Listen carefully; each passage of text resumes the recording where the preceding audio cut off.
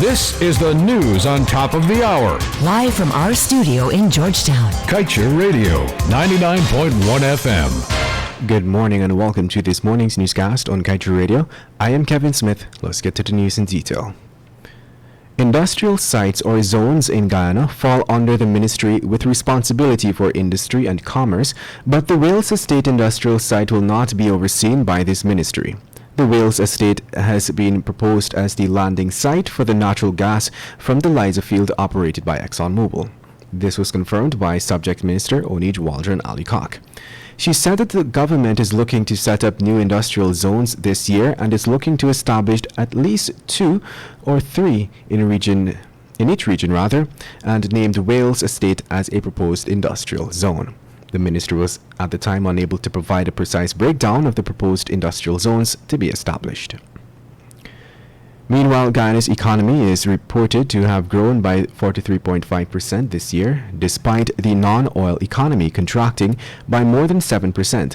But according to Minister Onij Waldron Alikok, the ministry is now overwhelmed with demands for the establishment of more industrial zones, with requests from domestic businesses looking to expand operations or to set up shop in an industrial zoned area. As such, the Ministry of Tourism, Industry and Commerce is looking to establish shortly 2 additional industrial zones in the country, namely in Region 10 and Region 2. And now let's tell you the United States Justice Department, EPA, and the state of Illinois yesterday agreed to an amendment to the 2005 Clean Air Act consent decree signed with ExxonMobil to resolve violations at its petroleum refinery in Joliet. Under the new agreement, it requires ExxonMobil to clean up its act and pay penalties for its past violations.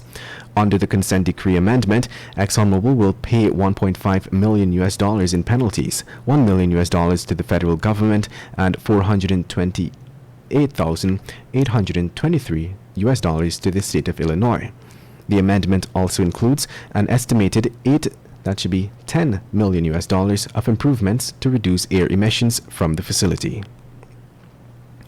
And now let's tell you Chief Magistrate Anne McLennan has ruled that the PNC chairperson Valdo Lawrence, GCAM Region 4 RO Claremont Mingo, and APNU AFC activist Carol Smith-Joseph elections fraud cases will be disposed of summarily.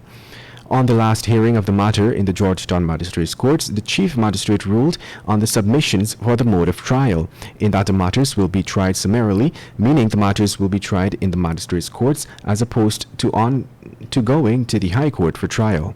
The trio denied the charges, and the matter was adjourned to June 11, 2021 for disclosure of statements.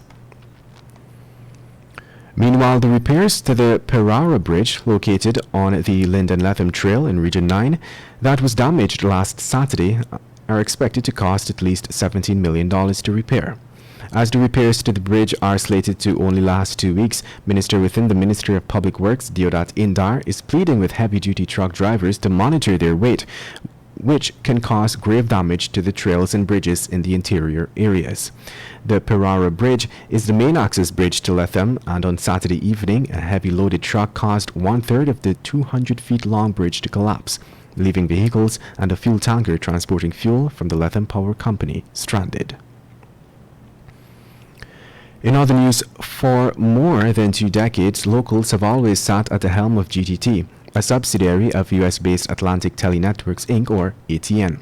The status quo changed yesterday after ATN announced that Damian Blackburn, a veteran in the telecommunications sector, as ATN described him, would take over from Justin Ned as GTT's new CEO.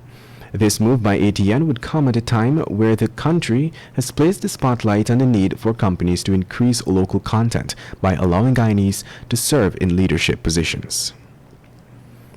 And now let's tell you the COVID-19 pandemic devastated economies of scale across the world this past year. And while Guyana's non-oil economy declined by a negative 7.3%, local brewery giant Demerara Distillers Limited, or DDL, has seen its business increasing by some 10%, with a group turnover of some $24.7 billion. The company in 2019 had seen an annual turnover of $22.83 billion, representing an increase in business of some $2.3 billion in 2010.